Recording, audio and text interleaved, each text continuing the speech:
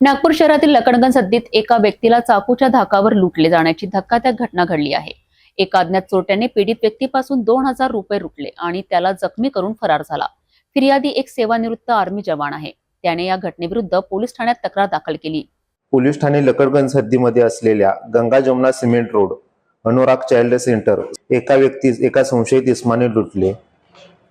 सदरचा फरियादीचे नाव गणेश जगतसिंह भलावे असून तो एक फौजी आहे।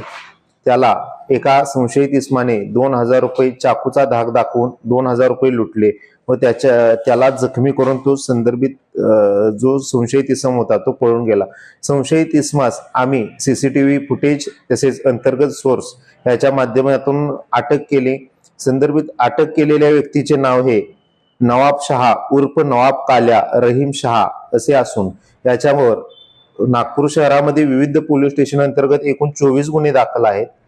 सदरच्या व्यक्तीला अटक केल्यानंतर त्याच्यावर भारतीय न्याय संहिता कलम 309(6), भारतीय हत्यार कायदा कलम 425 असे कलमे लावण्यात आलेले आहेत। सदरचा इसम हा सध्या मध्यवर्ती कारागृह नागपूर शहर या ठिकाणी अटकेत आहे।